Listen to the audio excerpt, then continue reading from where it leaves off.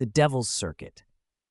The fluorescent lights of the private garage hummed at 4 in the morning, casting harsh shadows across 3 championship trophies and the carbon fiber helmet in Ricky's hands. His fingers traced the scratches on its surface, battle scars he refused to buff out. Each mark told a story of a near miss, a moment where death had whispered past his ear at 200 miles per hour. The deep gouge above the visor was from Monaco last year, where he'd scraped the barrier but kept his foot down.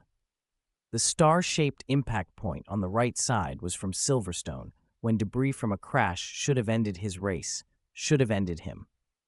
Other drivers replaced their helmets after every major impact. Ricky kept his. He needed the reminders. "You're going to kill yourself one of these days," his father had told him, back when he was still racing modifieds at dirt tracks in nowhere towns. They'd been standing in a garage, not unlike this one, though that space had smelled of rust and desperation rather than success and carbon fiber. That was the last conversation they'd had.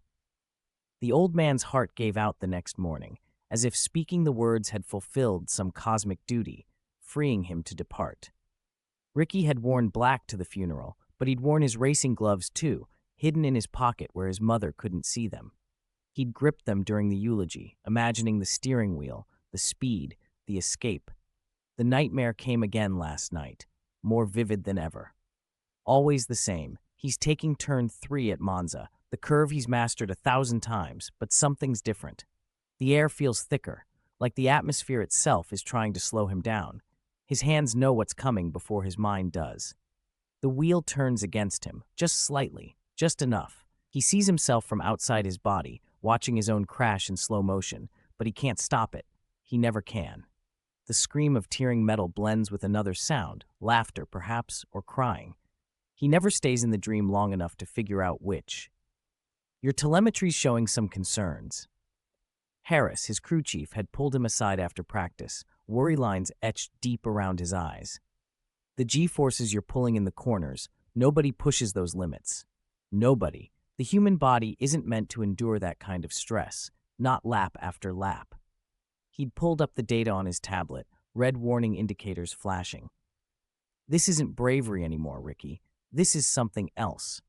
Ricky had laughed it off, the sound echoing too loud in the team garage. That's why nobody else is a 3-time champion. That's why they're all looking at my back through their windscreens. But alone now in the garage's pre-dawn silence, he couldn't shake the rookie's times from his mind. The kid was 22, fresh-faced, with that raw talent that couldn't be learned or bought. The kind of natural gift that made a mockery of Ricky's 15 years of endless practice and optimization. In Malaysia last week, the kid had matched his lap times without breaking a sweat. No desperate risks, no flirtation with the barriers. Just pure, effortless speed. His phone buzzed, another text from the team psychologist. Third one this week. They were worried about his mental state, wanted to discuss his recent aggressive maneuvers. The incident in Brazil had rattled them, the way he'd forced 2 cars onto the grass at 190 miles per hour. He'd delete the message later, like the others. Speed was his therapy. Fear was his counselor. Ricky pulled the helmet on, inhaling the familiar scent of sweat and fear and victory. The visor fogged with his breath, and for a moment he swore he saw something in the mirror's depths, a shape, a shadow, something watching. Not just a reflection, but a presence. He yanked the helmet off, heart racing. Nothing there. Just tricks of light on carbon fiber. Just the games his mind played in the hollow hours before dawn. But he couldn't shake the feeling that something had changed. The garage felt colder, the air heavy with more than just humidity. His championship rings felt heavy on his fingers, like anchors instead of trophies. On the wall, his past victories watched him from their frames, the photographs seeming to darken at the edges. Was that a smudge on the glass of his first championship photo, or was the crowd in the background turning away? "Nobody else is brave enough," he whispered to his reflection in the polished hood of his race car. "Nobody else has the guts." The lie tasted like copper in his mouth, but he'd been swallowing those for years. Each one a brick in the fortress of his reputation, each one a chain in the armor of his pride, each one a step further from the truth, that fear had become his fuel and pride his prison. Outside, the first rays of sun crept under the garage door, painting lines across the floor like a starting grid. Race day was coming, and this time, something was coming with it. Sebastian sat in the shadows of Monaco's old quarter, watching an ancient woman shuffle cards that looked older than the city itself. The cafe was empty, save for them, though he couldn't remember if it had been that way when he arrived. 3 years of losing to Ricky had brought him here, to a place where desperation shook hands with darkness. Each defeat had carved something out of him, replaced it with something harder, colder. "He must be stopped," Sebastian said, sliding an envelope thick with euros across the table's scarred surface. "Before he kills someone else on the track." His hands shook slightly, remembering the sound of crumpling metal, the sight of his teammate's car cartwheeling through the air after Ricky's aggressive defensive maneuver at Singapore. The old woman's fingers were gnarled like exposed roots, but they moved with uncanny grace as she laid out the cards.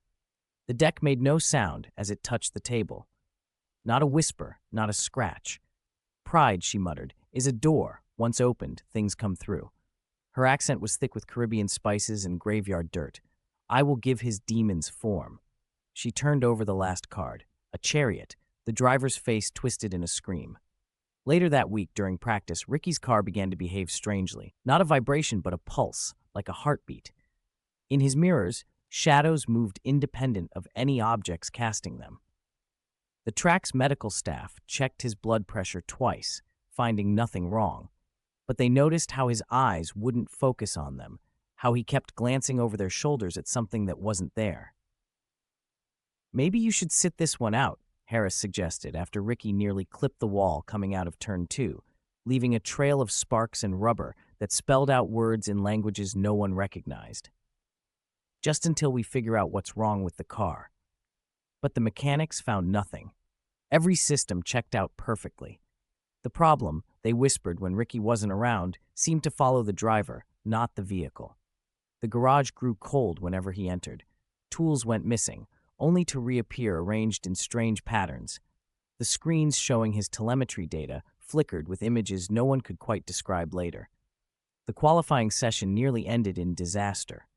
Ricky was on his hot lap, pushing harder than ever, when he saw her, an old woman standing impossibly in the middle of the track, her dress moving against the wind. He swerved, tires screaming, car spinning across the grass before somehow regaining control. When he looked back, there was no one there. The stewards reviewed the footage. They saw nothing but a driver losing control, fighting the laws of physics, and somehow winning. The victory only fed his pride.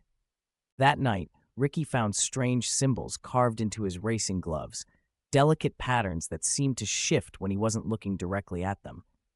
They felt warm to the touch, pulsing in time with his heartbeat. He should have been frightened. Instead, he felt challenged. If someone was trying to scare him off the track, they didn't know who they were dealing with. He'd outrun death before. He'd outrun it again. The morning of the championship race dawned blood red, the sun a wound in the sky. Ricky's girlfriend refused to kiss him goodbye, saying his skin felt wrong, felt cold. In the driver's meeting, Sebastian wouldn't meet his eyes, but a smile played at the corners of his mouth. A winner's smile, a waiting smile.